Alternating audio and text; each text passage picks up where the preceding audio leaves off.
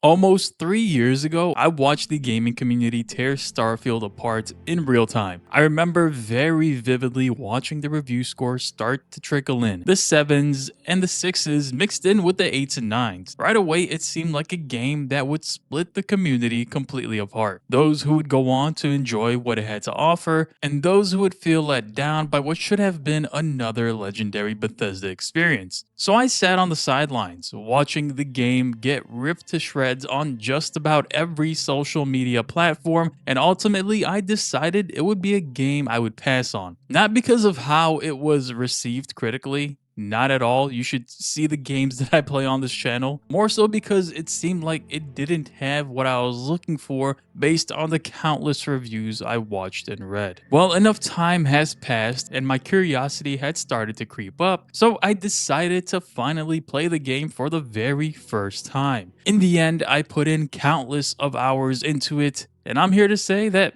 I was wrong. Now, Starfield isn't the best game I've ever played, it's not even close, but it does something for me that many games simply aren't able to recreate. And it's not a matter of how well written these side quests are or how deep the lore runs. And while those things are very important things to consider when evaluating a game as a whole, they aren't the things that hooked me. Now, I'll admit my first few hours with the game were very shaky. That sense of doubt crept up, and whether I was wasting my time became a real question in the back of my mind. 3 or 4 hours is often enough to get the gist of really any video game, and truthfully, you can see all that Starfield has to offer as far as its core systems go: questing, exploring whether on land or in space, combat, it's all given to you right up front. Play any other Bethesda game previously and you'll basically feel right at home with Starfield. So what was it that hooked me? Well, it wasn't something that just immediately clicked. Instead, it took place over a span of dozens of hours. The universe that Bethesda has built, the experience that defines it, and the systems that shape it all sort of work together to create something that for one reason or another resonated with me a lot more than I had anticipated. In this video, I'll talk about everything I loved, things I was mixed on, and some things that I just flat out did not like. So let's get started. Now, Starfield is built around exploration. I know that might be earth-shattering news, but for me, that's exactly where the hook started to sink in. Not through its story or its quests, but through the feeling of just existing in a world and being a part of what feels like a much bigger thing. Jumping through systems and finding new planets to explore, walking through your ship and seeing all this highly detailed instrumentation and equipment, moving through these abandoned research facilities, and just wandering through a city. The terminals, the equipment, the notes left behind by people who aren't there anymore. It's honestly embarrassing to admit how much I enjoyed just exploring every nook and cranny of rooms that held no significance at all. I think it's a testament to how much care went into building this world, and I can totally admit it's a weird reason to enjoy a game, but that immersion really defined my personal experience. And this leads further into exploration as a whole and how it's handled in space and on land in Starfield. Space exploration is a different beast entirely, and honestly, one of the bigger surprises of my playthrough. Every time I jumped to a new system, there was this small moment of anticipation. What was gonna be waiting for me on the other side? Sometimes it was absolutely nothing. Sometimes a derelict ship just floating in the dark with no signs of life, giving me an opportunity to dock and discover what horrors took place. Other times you drop in and immediately get lit up by pirates. There are distress calls to respond to, ships that hail you looking for help, random battles already in progress between factions that you can either ignore or jump into. That unpredictability is what started to win me over. The universe feels less empty when something is always happening in it, and that's an area where I think Starfield excels in. Now, is it perfect? No, not at all. You'll start to recognize the encounters after a while, and some of them are pretty thin in terms of content, but that feeling of not knowing what you're jumping into never really went away from me. Some of the best moments in this game were created when simply just exploring the space around me that led me down to some rabbit hole, and those rabbit holes are one of Starfield's biggest strengths. Now, the second layer of space exploration is the planet side stuff, and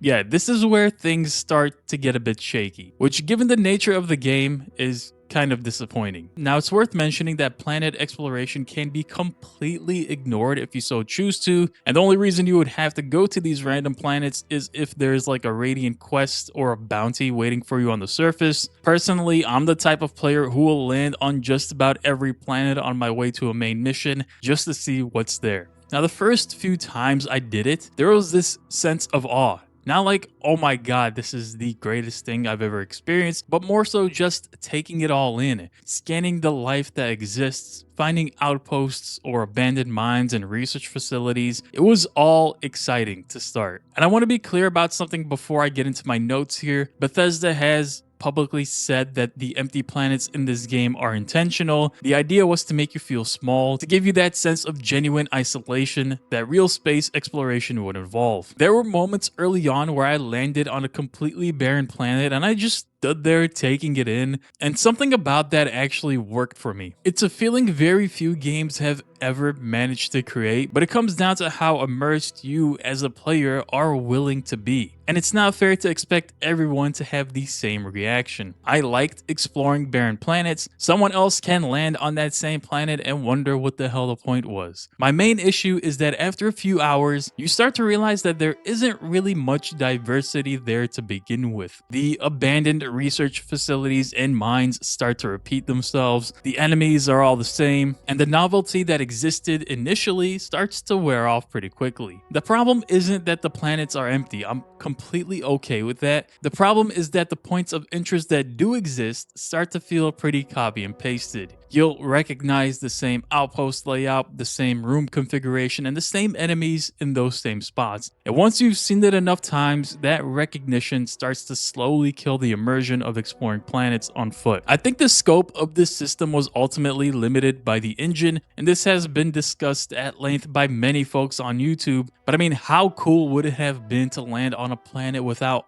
any life, only to discover an entire abandoned city or colony left behind, opening up a quest line specific to that colony? Okay, let me take a step back. I'm letting my imagination get the best of me. With all that being said, I still really enjoyed the planet exploration aspect of Starfield. I know it sounds a little bit contradictory. The incentive to explore was really to only ever satisfy my own curiosity, and for the most part, that was enough. Speaking of massive worlds to explore and a ton to discover, you can check out this video's partner, Where Winds Meet. The massive free-to-play open-world MMORPG is gearing up for yet another huge update that adds an entirely new map called Liangzhou, expanding the already enormous open world with a snow-covered landscape inspired by Tang Dynasty poetry. This new area is packed with hidden secrets, new creatures, mysteries to find, and a ton of stunning locations worth stopping and snapping a picture of. This update also brings in 5 new world bosses, each with unique mechanics that help create some of the most immersive boss encounters in gaming. In addition to that, Where Winds Meet is also adding a brand new weapon, the much anticipated Heng Blade,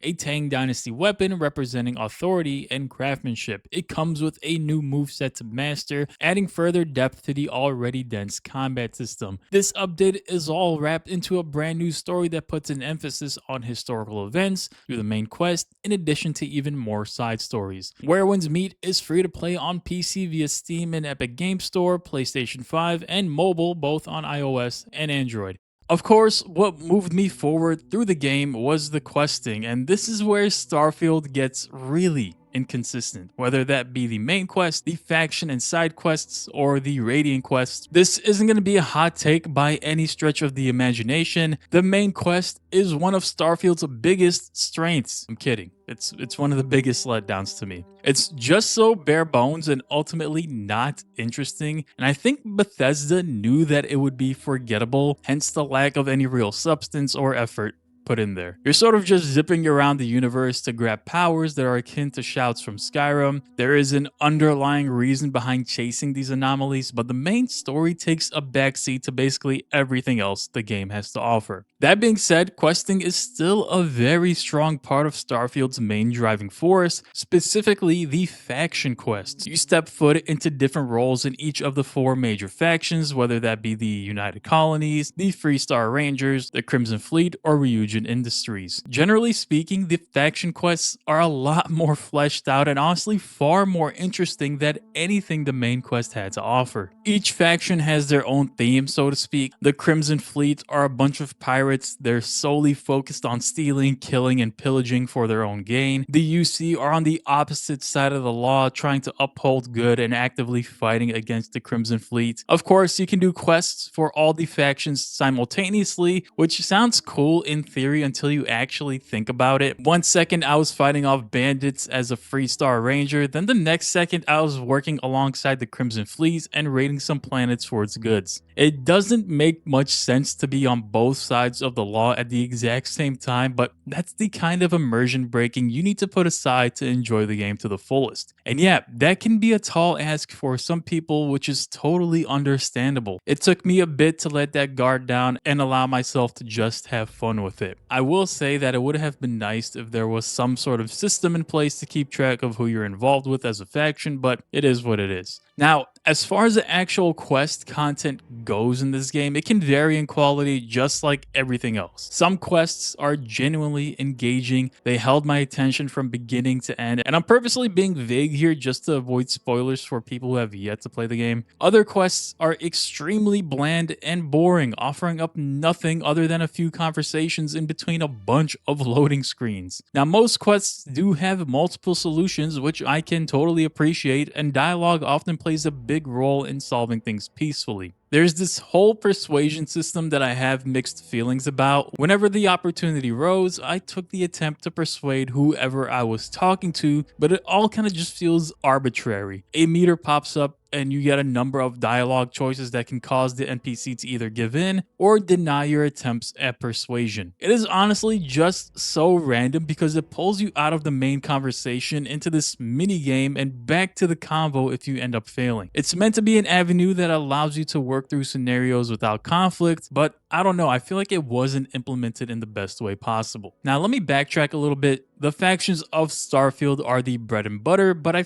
first need to talk about the main cities that some of them call home. I'm not gonna lie, I was a bit disappointed to learn that there are only 4 main cities in this whole universe. I didn't realize that early on, figured there would be multiple systems that are home to cities of varying sizes, but after I landed on Neon and figured out that this is the last big city that the game had to offer, yeah, that feeling really sucked. I couldn't fathom the idea that Bethesda created this sprawling universe with hundreds of planets and only 4 big cities exist in this whole place. I think this is such a missed opportunity. Now I could rant for a while about this, and I'm sure many people already have, but eventually it'll come to the point where I'd be talking about what I wish I was playing instead of what I was actually experiencing. So the main 4 cities are New Atlantis, Aquila City, Neon, and Sidonia, and there's a huge whirlpool of quality here. New Atlantis is the weakest of the 4 in my opinion, and the fact that it's the first city the player sees is just genuinely baffling to me. It doesn't look good,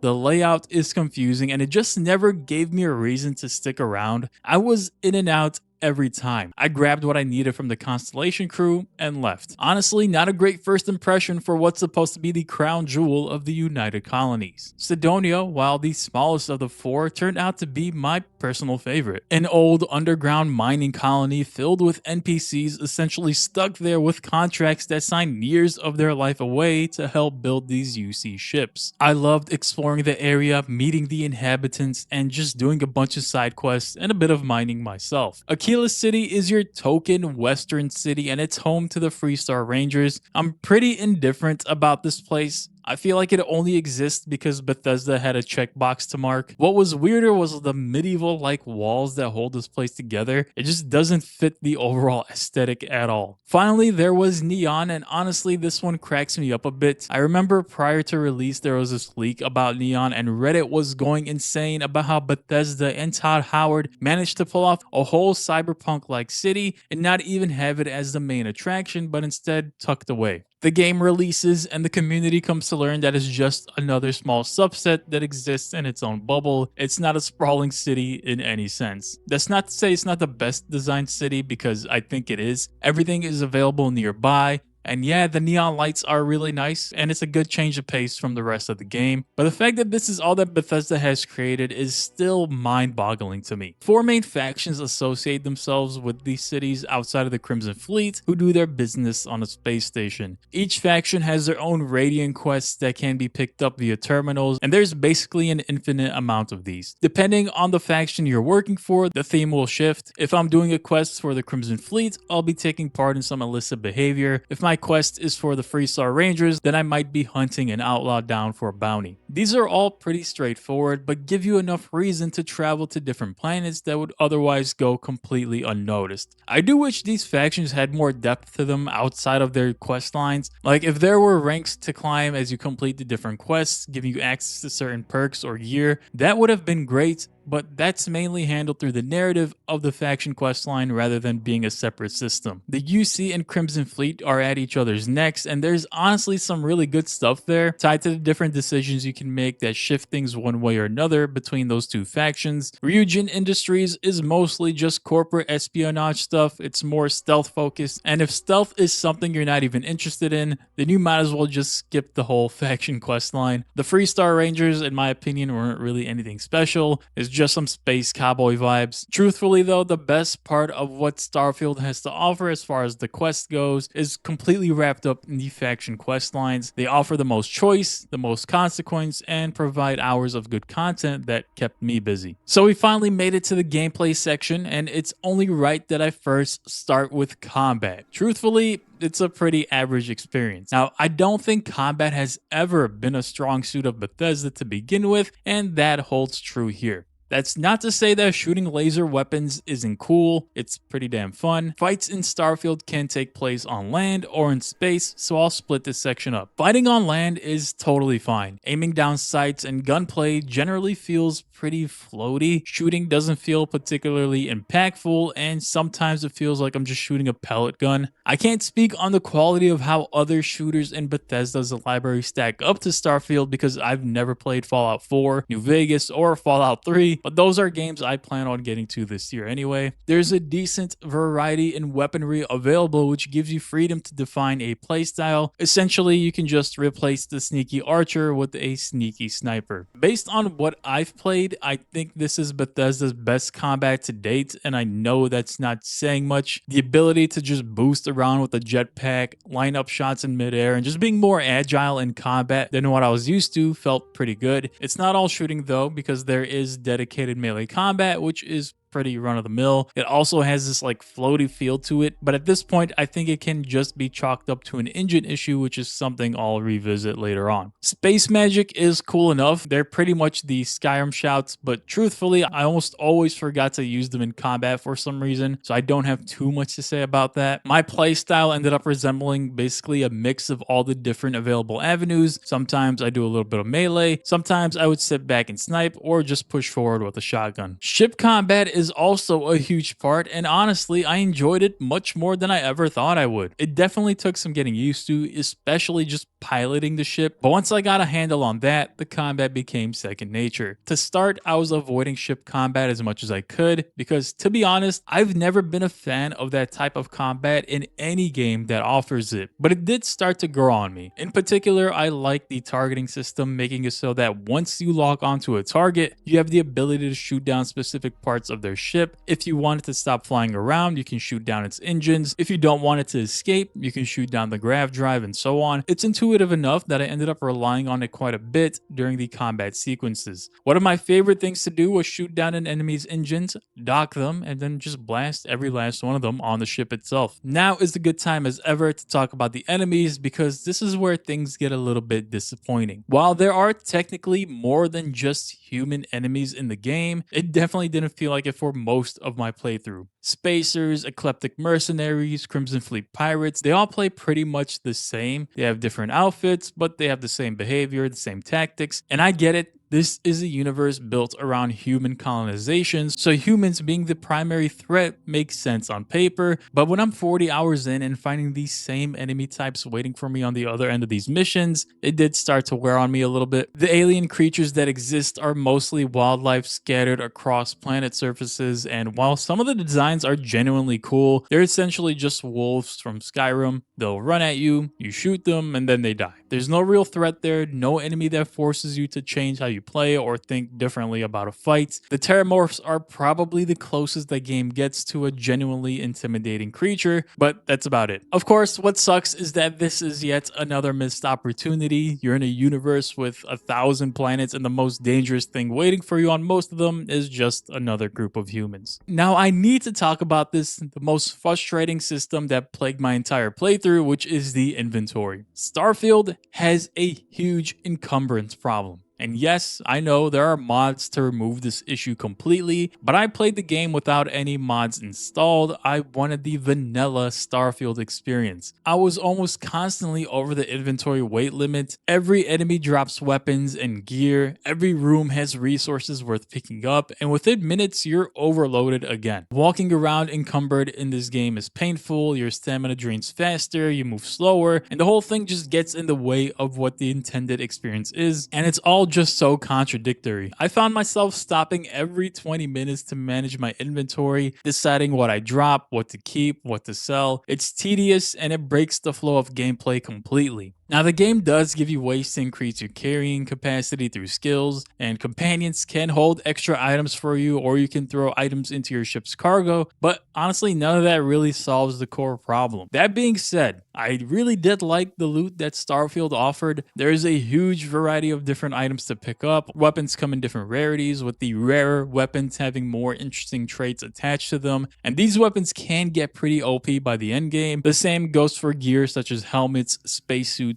It made the hunt for loot much more interesting, and finding a legendary item was always pretty fun. So we have yet another controversial topic. This time it's the game's progression system. Now, progression in Starfield is pretty straightforward, and on paper it's a solid system. There are 5 skills covering everything from combat and piloting to social skills and science. And playing the game naturally, you'll earn skill points that you can drop into any of these trees. Depending on your starting class, you'll come in with 3 skills already unlocked, which gives you a bit of a head start in whatever direction you want to go. Defining a playstyle through the trees felt good, and there are enough options that 2 players can genuinely have different experiences based on how they built their character. Where it starts to get controversial is the challenge system that Bethesda had decided to go with. Earning a skill point feels great, but the problem is that you can't always spend it right away. To rank up an existing skill to its next rank, you first have to complete a challenge tied to that skill. Kill a certain number of enemies with a specific weapon, pick a certain number of locks, and so on. Sometimes those challenges happen naturally just by playing. Other times I found myself grinding something specific just to unlock the next rank, and that's where the fun started to drain out a little bit. The other thing worth mentioning is that there is no level cap in Starfield. You can eventually unlock every single skill in the game if you put in the time to do so. That sounds great on paper, and it generally is for players who want to experience everything in one go. You never feel like you made a permanent mistake with skill choice, but this is sort of a hot take here. Being able to unlock everything means there is no real decisions to consider. In most RPGs, the build choices you make define your playthrough. Here, the answer is that you'll eventually just get that skill. That takes some of the weight out of the decisions I needed to make, and I was pretty indifferent about that. One thing I like about really any RPG's progression system is being someone who specializes in a certain skill, then having to roll a new character who has a completely different playstyle from the original. In Starfield, your character eventually becomes every playstyle that you want, and I know it's a weird thing to complain about, don't get me wrong, I already know that, but it's just something that stuck out to me. Ultimately, though, it makes sense given how Starfield's main story works, as well as New Game Plus. Companions in Starfield are a mixed bag, and that's probably the most honest way I can put it. There are 4 main companions, all of which are members of Constellation: Sarah Morgan, Sam Coe, Barrett, and Andrea. Each of them have their own backstory, their own quest line, and their own set of skills that provide buffs depending on how you assign them. I spent most of my time with Barrett, and he's a good example of what companions do well and what they don't. What I appreciate is that they actually react to the world around you. Every companion has a moral compass, and they will let you know whether you've crossed the line. Steal something and they'll notice, kill someone you probably shouldn't have, and they'll say something about it. I think there's like some sort of affinity system running in the background, tracking how they feel about your decisions, and it does show up in small ways throughout the game. I like this quite a bit. It gave my choices a bit more weight, knowing that the person standing next to me had an opinion about what I was doing. My issue with them, though, is that they all lean heavily toward the moral high ground. They're all good people, almost too good, and there's no real edge to most of them. If you want to play as someone who bends or breaks the rules, you're going to spend a lot of time hearing about how your companion disapproves of your decisions. Sarah Morgan especially got under my skin a bit. She disagrees with things that I felt like were perfectly reasonable decisions, and after an hour or so as my companion, I ended up just assigning her to my ship. Each companion does have their own quest line, and they are genuinely worth doing. They're not going to blow you away, but they do add some genuine depth to the characters that might otherwise feel surface level. In general, the companions aren't bad.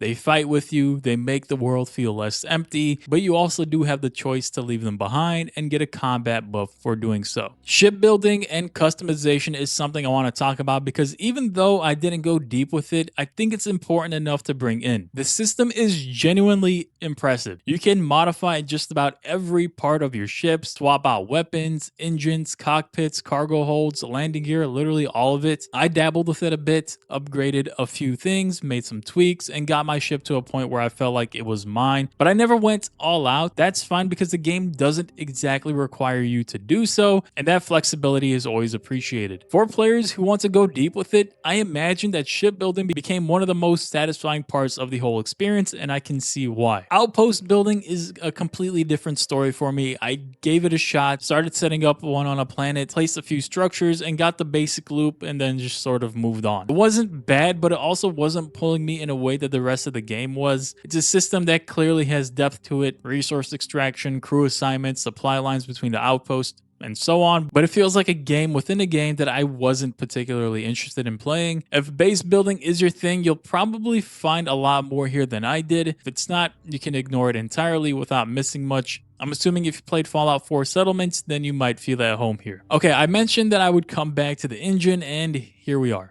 Starfield runs on Bethesda's creation engine, we all know this, and if you played any of their games before, you already know what that means. There's a certain kind of jank that just comes with the territory, and Starfield is no exception whatsoever. The loading screens are probably the most talked about technical problem, and for good reason. Every time you enter a building, board a ship, land on a planet, take off, transition between areas, you're hit with a loading screen. In a game that sells itself on exploration and immersion, those interruptions add up quite a lot. I wouldn't flat out say that it ruined the experience, but it was jarring. Bethesda plans to address these issues with the 2.0 update, allowing more seamless space travel, which is otherwise filled with loading screens, but I don't think they're getting rid of all of them. NPC behavior was another thing that stood out to me. Characters just doing strange things, clipping through environments, having conversations while staring at a wall, doing push-ups mid-dialogue. Some of it is funny and some of it was just kind of distracting. There's just that certain Bethesda jank that players just have to accept at this point, and I'm mostly in that camp. The bugs that I ran into were never game-breaking, nothing that made me want to stop playing, but they were definitely present. At the end of the day, this is what you're signing up for with the Bethesda game. Now, I need to talk technical performance, because I need to give credit where it's due. The game ran almost flawlessly on my 7800 XD, and yes,